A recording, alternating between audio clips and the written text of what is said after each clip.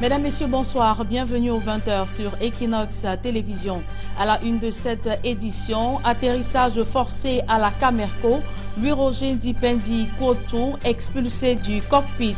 Une nouvelle équipe a pris les commandes à l'issue du conseil d'administration tenu ce jour à Yaoundé. Le nouveau PCA Moye Ayem et le directeur général Ella Ngema pourront-ils faire voler une compagnie qui croule sous le poids d'une dette de 100 milliards de francs CFA? Élément de réponse à suivre dans ce journal. Et à l'étranger, scandale dans la démocratie américaine. Les partisans de Donald Trump contestent la validation de l'élection de Joe Biden. Le Congrès l'a fait ce jour en vue de son investiture le 20 janvier prochain. Voilà pour le sommaire.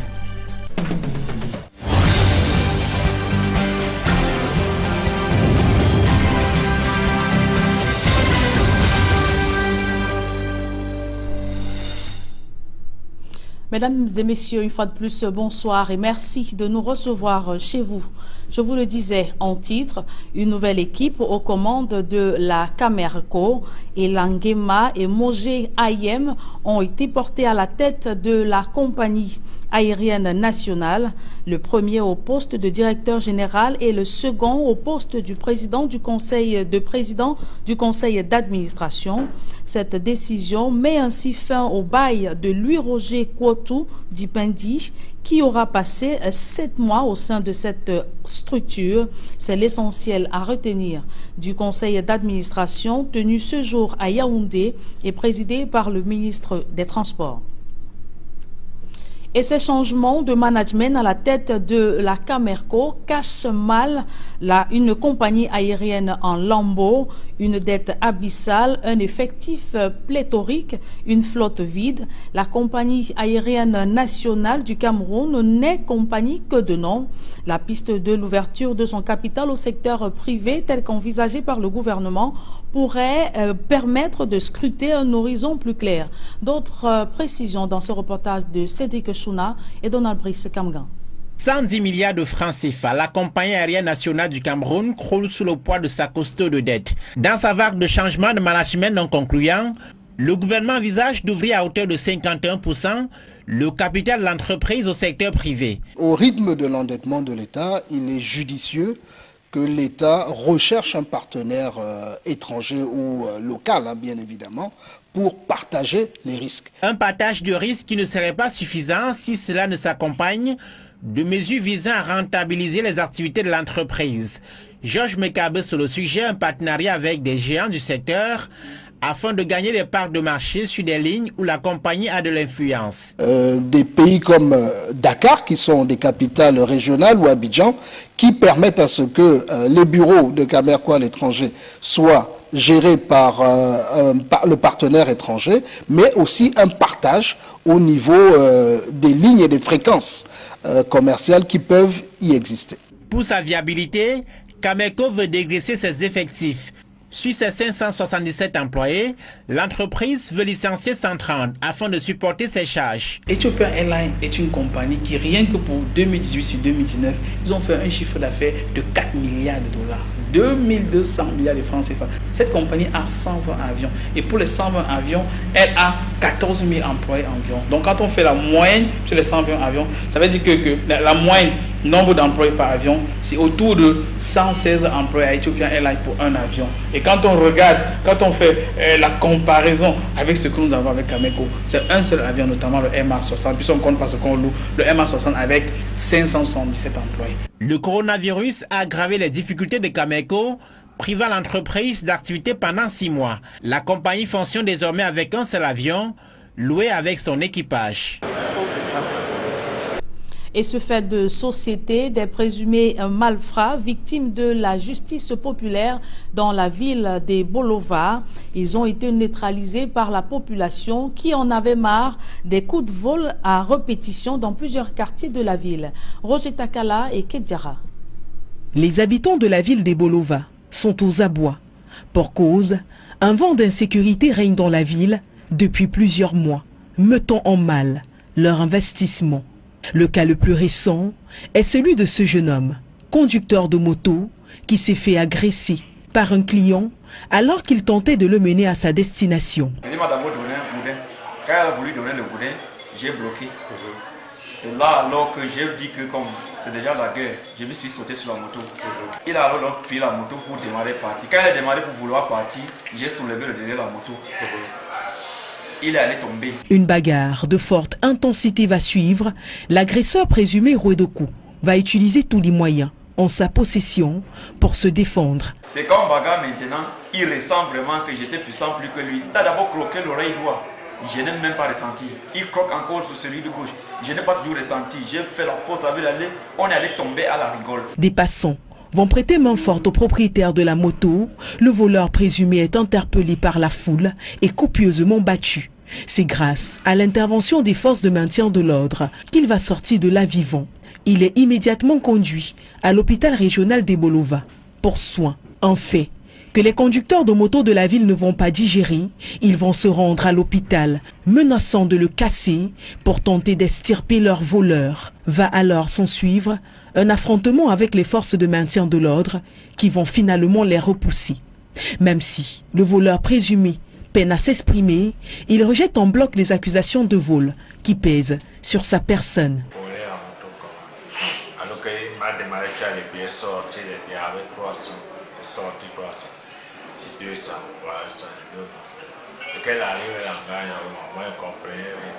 Ce n'est pas la première fois que la ville enregistre ce type d'incident. Les conducteurs de moto, perturbés par le fait, demandent aux autorités de ne plus intervenir dans les cas de flagrant délit. Moi ici à Ebolova, on ne parvient pas à travailler parce qu'il y a trop les bandits. À peine que tu travailles dans la nuit, c'est que les agressions, soit le marteau, même manger nous dépasse. On prend les motos comme ça, 800 000, 700 000. On ne parvient pas à rembourser l'argent. Et en même temps, la police vient intervenir sur ce qu'il ne faut même pas la peine d'intervenir. Soit nous laissons finir avec lui, on sait que lui, on va continuer. Conscients de ce que la justice populaire est condamnée par la loi, ils insistent tout de même pour mettre la main sur ces voleurs responsables de leur turpitude. En page économie de ce journal, les pays africains les moins avancés sont-ils les grands perdants du marché commun continental? La zone de libre-échange africaine est entrée en vigueur le 1er janvier dernier, mais les petites économies pourraient avoir du mal à trouver leur compte face aux mastodontes. Pour les observateurs, un double défi s'impose pour rattraper le retard sur le plan technique et infrastructurel. Dalastiana et Donald Brice Kamga. Les pays africains y placent beaucoup d'espoir. L'entrée en vigueur de la zone de libre-échange continentale constitue un boulevard d'opportunités, mais le vaste marché d'1,2 milliard de personnes que l'ouverture des frontières entraîne pourrait ne pas profiter aux pays les moins avancés sur le court terme. Les pays qui ont un retard structurel en matière d'infrastructure, il faut que nos ports soit modernisé. Les ports, mais aussi le réseau routier encore peu dense en Afrique centrale notamment. Les pays aux économies fortes, à l'exemple des géants comme le Nigeria ou l'Afrique du Sud, ont ainsi l'occasion de s'appuyer sur l'industrialisation nettement avancée pour tirer leur épingle du jeu. Un pays comme le Nigeria n'est pas le Mali. On peut donc craindre, que le niveau de transaction ne soit pas le même. Cette disparité ne doit pas décourager les États et les entreprises. Un travail de transformation des économies pourrait permettre aux pays à faible production de se mettre à niveau d'après cet économiste. Défi d'autant plus indispensable que l'ouverture des marchés pourrait faire courir les grandes firmes internationales sur le continent en défaveur des entreprises locales. Muscler leurs capacités et essayer de travailler au niveau de la qualité et au niveau de la transformation structurelle. Maintenant, au niveau des États, les États doivent prendre conscience que leurs entreprises doivent être soutenues pour ne pas être ravagées par la concurrence extérieure. D'ici 2036, les pays africains veulent arriver à une levée quasi complète des taxes douanières. En l'état actuel, la suppression des tarifs est progressive. 34 pays ont ratifié l'accord de libre-échange sur 52 l'ayant signé. Le défi est de renforcer les échanges intra-africains, le continent le moins intégré économiquement, avec à peine 16% de transactions. Et en santé, 17 000 Camerounais décèdent chaque année de maladies cardiovasculaires. Face à cette cote d'alerte dans le pays, des campagnes de sensibilisation sont menées pour faire reculer des risques qu'encourent les populations, à l'instar de celles de Tokombéré, à l'extrême nord Cameroun, qui ont été éduquées sur le diabète et l'hypertension artérielle. Eric Fopossi et Amadou Dairo. En file indienne, avec un air d'authenticité. Des populations descendues de leurs précieuses montagnes pour faire le dépistage du diabète et de l'hypertension artérielle. Une grande première à Tokombéré, département du Mayo-Sava, dans l'extrême nord Cameroun, où des maladies cardiovasculaires font des ravages. Nous avons constaté ensemble en clinique que les maladies cardiovasculaires sont galopantes. C'est-à-dire que nous constatons que l'hypertension est en train d'augmenter, la prévalence de diabète est en train d'augmenter. À Tokombéré, nous sommes à peu près à 35% des hypertendus et à peu près à 8% des diabétiques. Alors ces chiffres sont pratiquement les mêmes, les chiffres nationaux, parce que sur le plan national, nous sommes à 40%. Et de plus en plus, nous constatons des morts subites. À l'hôpital, tout comme dans la société, parce que moi aussi je vis dans la société. Dans un environnement où les préjugés ont la peau dure, les décès par AVC sont généralement assimilés à la sorcellerie ou à la malédiction des ancêtres. C'est par rapport à ça que nous voulons amener la population à être sensibilisée. Parce que pour la population, ces morts subites sont d'une réalité métaphysique. Pour elle, c'est de la sorcellerie. Ils ne peuvent pas imaginer qu'une personne qui se couche très bien en soirée et le soir, le matin, il se relève mort ou une partie est paralysée. Chez nous, les cliniciens ont dit que c'est l'AVC, on peut dire que c'est un arrêt cardiaque. Mais le mortel, le commun ne peut pas imaginer que ce soit comme ça, surtout dans notre montagne. On pense que c'est la sorcellerie. Pour les professionnels de santé, des actions de sensibilisation s'imposent. Nous les faisons comprendre que il faut d'abord connaître son statut cardiovasculaire. C'est-à-dire, est-ce qu'on est hypertendu ou pas? Une fois connu, si on est hypertendu, on peut se prendre en charge parce qu'il y a les médicaments pour ça. Joignant le nécessaire à l'agréable, des personnes habitant la montagne ont accepté volontairement de se faire dépister au détour d'un festival culturel. Nous sommes descendus de la montagne. Aujourd'hui, nous sommes très fiers et contents de donner l'exemple aux autres. Beaucoup de ceux qui meurent du diabète parce que ça ravage trop, mais malgré les docteurs vont beaucoup nous aider. Nous demandons aussi à nos frères qui sont sur la montagne de descendre, faire les examens comme nous avons aussi fait. Je suis venu faire le texte de diabète et hypertension. C'est pour assurer ma santé. Organisée par la Fondation camerounaise du cœur, la campagne sur les facteurs à risque des maladies cardiovasculaires a permis de sensibiliser presque 1000 personnes et d'en dépister gratuitement jusqu'à 400. Sur cet échantillon, près de 25% d'hypertendus et 5% de diabétiques.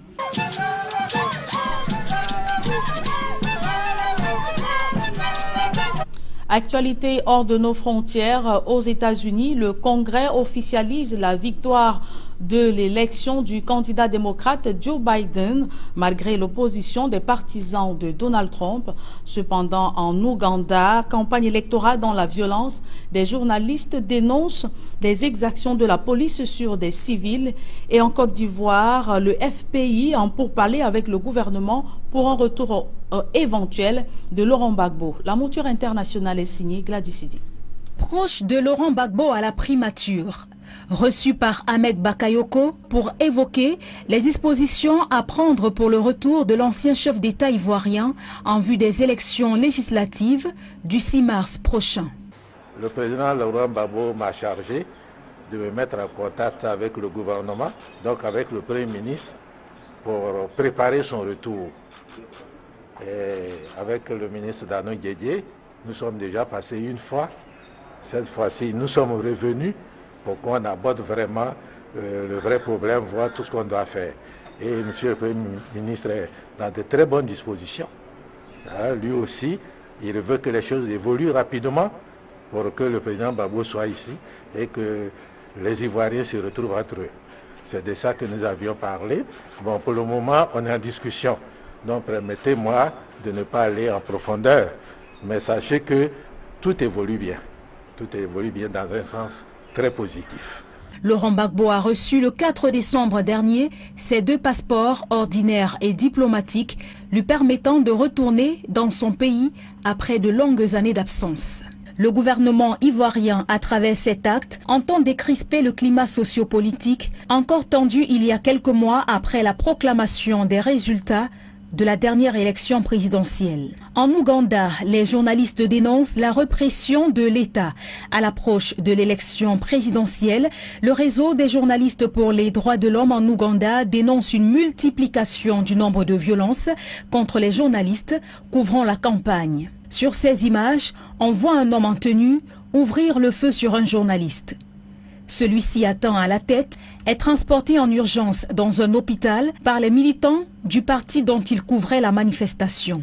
Depuis la nomination des candidats en début novembre, plus d'une centaine d'attaques visant des membres de la presse ont été enregistrées. Un niveau de violence jamais vu dans une élection en Ouganda qui pousse les organisations de défense des droits humains à alerter. Alors que le scrutin prévu le 14 janvier ne cesse de s'approcher, les journalistes doivent faire face à de nouvelles contraintes qui, pour beaucoup d'entre eux, s'assimilent à de la censure. Et puis aux États-Unis, le Congrès américain a officialisé la victoire de Joe Biden à la présidentielle. La session avait été interrompue la veille pendant plusieurs heures après l'irruption des manifestants pro-Trump au Capitole et les scènes de chaos qui ont suivi. À l'issue de la séance plénière, le vice-président Mike Pence a certifié le vote de 306 grands électeurs en faveur du démocrate contre 232 à Donald Trump.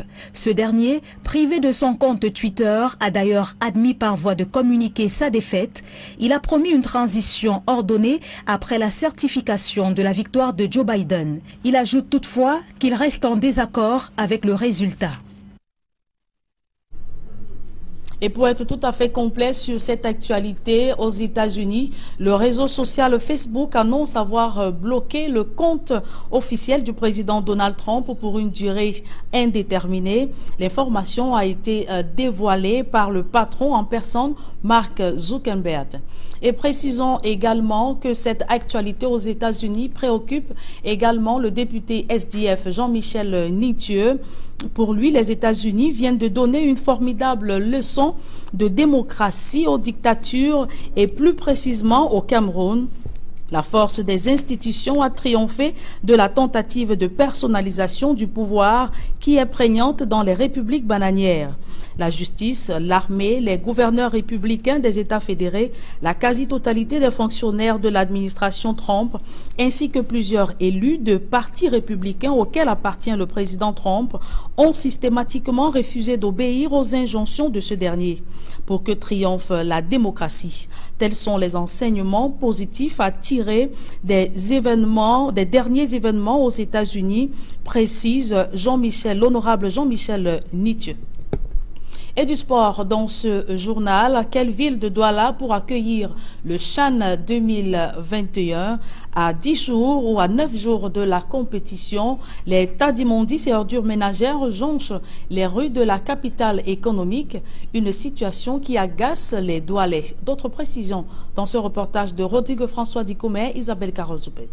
À quelques jours du coup d'envoi du championnat d'Afrique des Nations 2021, la ville de Douala, qui abritera également cette compétition, croule sous le poids de l'insalubrité. Illustration, quartier Bépandar, dans le 5e arrondissement de la ville. Ici, des tas d'immondices dictent leurs lois au grand désarroi des populations. Et tant qu'il n'y a pas de bar à ordures, les gens vont vivre comment? Ils vont faire comment des ordures? Pour cela que vraiment, nous sommes tellement mal à l'aise. On ne peut pas garder les ordures et ça avec. Maintenant, on va faire comment? Il faut qu'on jette là où on peut être aussi un peu à l'aise à la maison. Et en jetant maintenant les moustiques, la maladie, tout. Nous aussi, on va faire comme ça. Donc Isaac ne fait pas son travail comme Isaac ne passe plus par ici là. Impossible de faire un pas sans se heurter à ces quantités importantes de déchets qui fragilisent la santé des populations, éternient l'image de la ville qui va pourtant accueillir des étrangers dans le cadre de cette compétition. Que l'État prenne responsabilité d'enlever toute la saleté dans de la ville, il doit nettoyer la ville. Et comme les agents vont venir, bon, comment on reçoit d'autres pays dans notre pays. Donc on prie beaucoup pour l'État de nettoyer la ville. Nous la trouvons sale. Donc on n'a pas le choix que de supporter. À ce tableau sombre de Douala causé par l'insalubrité s'ajoute le désordre urbain. Un autre facteur qui assombrit davantage le visage de la capitale économique. Ça nous va faire montrer l'image du Cameroun dans d'autres cieux. Quand nous voyons ce que les maires qui viennent d'être élus, la première des choses devait être qu'il y a des villes prioritaires comme Douala, Yaoundé, ainsi de suite, les villes où la chaîne devait avoir vraiment lieu, où les maires dans les premières actions devaient poser l'image de faire briller la ville. Mais nous sommes vraiment déçus. Ni le secteur des transports, ni rien. Les vieilles voitures jonchent la ville, les poubelles jonchent la ville, l'embouteillage de part et d'autre, pour ne pas parler à Douala, Yassa, Douala, Bonabé. Reste donc aux autorités à prendre leurs responsabilités et aux populations à faire preuve de civisme pour une ville propre. Et parlant justement du CHAN 2021, la présentation des tests de Covid-19 ne sera pas exigée aux supporters à l'entrée des stades. La commission médicale du CHAN vient d'en décider. Elle précise cependant que le respect des mesures barrières sera de rigueur durant cette compétition. Emos Fongo, Sylvestre Zangao. Le CHAN se disputera avec des supporters dans les tribunes.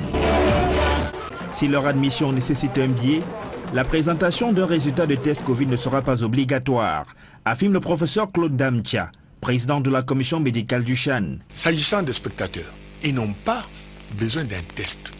Ils doivent rentrer dans un circuit protégé avec des mesures barrières. Eux-là, ils ne sont pas testés. Mais ils doivent être dans un cadre bien cloisonné, imitant tout rapport entre eux. Ce ne sera cependant pas la cour du roi Péto. Le respect des mesures barrières sera de rigueur. Des mesures seront prises. Quand on admet un spectateur sur 4, on va donc espacer les sièges. S'il y a un terrain de 40 000 spectateurs, si on vous dit 25%, vous divisez par 4, ça fait 10 000. Il faudra donc prendre des mesures d'espaciation et puis s'assurer que vraiment il y a une discipline pour qu'il n'y ait pas plus de gens que cela. Que les gens aient leur masque, que les gens respectent la distanciation, que les gens se lavent les mains, que les gens aient le gel. On va prendre des mesures pour mettre à la disposition des équipes les moyens qu'il faut, pour prendre des mesures pour sélectionner les gens qui rentrent, pour que ce soit un nombre qui corresponde à ce qui a été admis. Ce n'est pas facile, mais c'est un engagement qu'on a pris. Le coup d'envoi de la 6e édition du championnat d'Afrique des Nations sera donné dans moins d'une dizaine de jours. Les prix des tickets d'accès au stade sont connus depuis des semaines.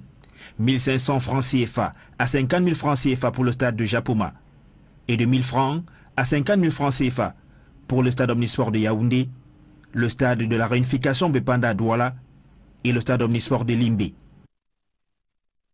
Et toujours en rapport avec le CHAN 2021, la Société anonyme des brasseries du Cameroun prête pour la compétition. La SABC a démarré par un séminaire des commerciaux de l'ensemble du pays. Reportage.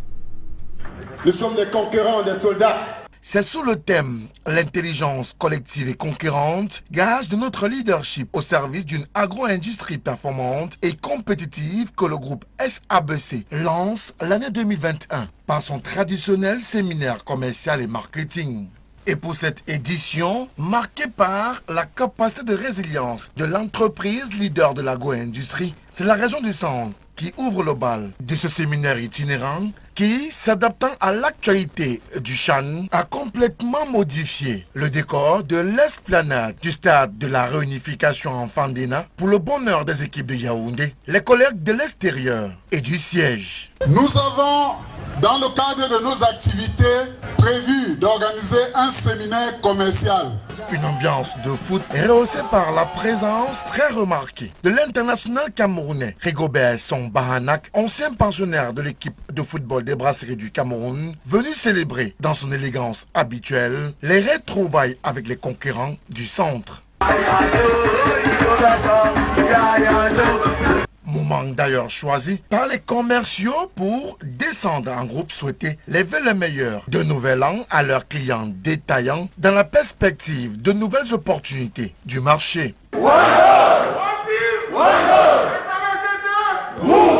Après l'agréable, place à l'utile avec les plénières au Palais des Congrès de Yaoundé pour à la fois faire le bilan de 2020, mais aussi partager et échanger avec la région du Centre sur la stratégie 2021. Ouvert par un petit déjeuner partagé entre concurrents, les travaux de Yaoundé ont donné lieu à des discours. Tout d'abord, le directeur régional du centre, Dieudonné Ondoko, pour son mot de bienvenue, suivi du point de l'année 2020 sur le plan commercial et marketing et la présentation des objectifs de 2021 par le directeur commercial et marketing Aubin Tédédom. Et enfin, la nouvelle stratégie globale de l'entreprise faite par Emmanuel Détailly, le directeur général du groupe SABC. Tout ceci dans une ambiance conquérante et surtout dans le strict respect des mesures barrières. Précisons qu'après le centre, les régions de l'ouest, du Grand Nord, du littoral prendront le relais tout le mois de janvier 2021.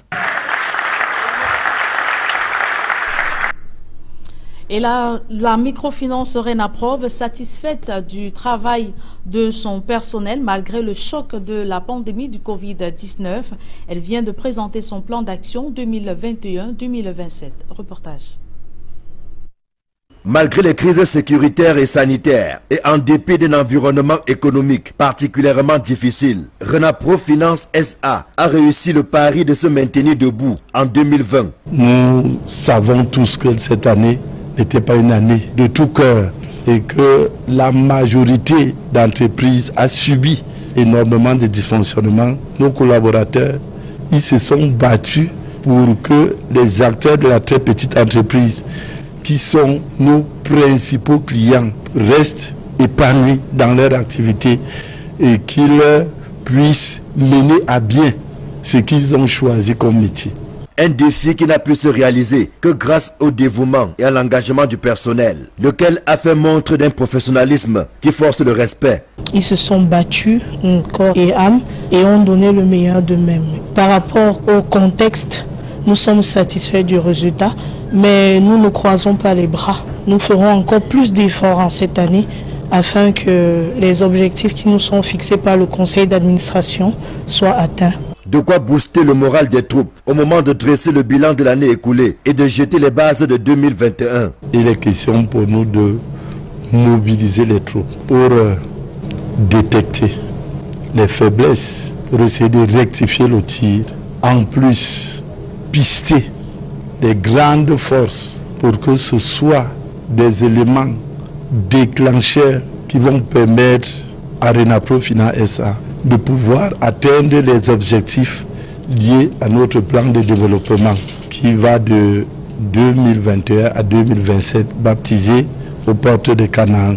Cette année, Renaprov Finance SA va souffler sur sa 25e bougie. Le top management entend marquer d'une pierre blanche cet anniversaire en facilitant l'accès de sa fidèle clientèle à un logement décent. Renaprov, dans le cadre du projet Loura Foncier, envisage de permettre à nos clients, acteurs de la très petite entreprise, et beaucoup plus en rapport avec ce projet nouveau-né, le projet de mutuelle, permettre à ce que vous puissiez occuper un local, vous payez tout doucement, sans toutefois que ce soit sous forme d'emprunt ou de préfinancement. Le président du conseil d'administration se veut encore plus précis sur cette innovation majeure qui va changer la vie de nombreux Camerounais. Le montant qu'il versait en location sera érigé en échéance de paiement. Si vous payez 50 000 francs, vous allez vous retrouver en train de payer 50 000 francs dans un logement de 17 millions et vous allez rembourser pendant 25 ans. Cette rencontre des membres de la grande famille de Renaprov Finance SA a offert l'occasion au conseil d'administration de récompenser ceux qui sont distingués par la qualité de leur travail en 2020. Ainsi, Le meilleur employé et le meilleur chef d'agence ont été primés. De même que 2 employés ont reçu des prix d'encouragement pour leur exceptionnel dévouement. Je sens très heureuse. Je n'attendais pas de cet honneur. Je n'attendais vraiment pas, mais la société m'a honoré et je suis très fier de ça. J'ai toujours fait des efforts et je donnerai toujours tous les efforts possibles avec l'ensemble de collaborateurs pour pouvoir maintenir. C'est juste la qualité du travail. Nous essayons d'améliorer la qualité du service et c'est ça qui fait la force de RENAPROF Agence Centrale. Avec un personnel aussi motivé, engagé et déterminé, il ne fait l'ombre d'aucun doute que RENAPROF Finance SA va poursuivre sa montée en puissance en 2021. À 25 ans, cet acteur majeur de la microfinance au Cameroun est plus que jamais au service de sa fidèle clientèle.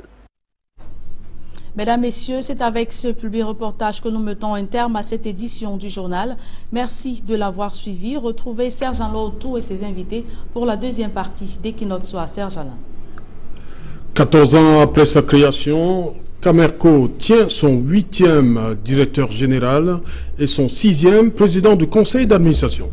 Il faut dire, Serge Alain Autou, que la nouvelle équipe désormais aux commandes de la compagnie aérienne nationale du Cameroun a à sa tête Mogé Ayem, nouveau PCA, et Ela Ngema, directeur général. Ces nouveaux hommes forts ont été nommés à l'issue du conseil d'administration extraordinaire tenu ce jour à Yaoundé, présidé par le ministre des Transports. Et face à ces différents changements au sein de la Camerco, l'on se demande si ces nouveaux responsables pourront-ils faire voler la compagnie aérienne nationale du Cameroun qui croupit sous le poids d'une dette de près de 100 milliards de francs CFA. Alors, 115 milliards, pour être plus précis.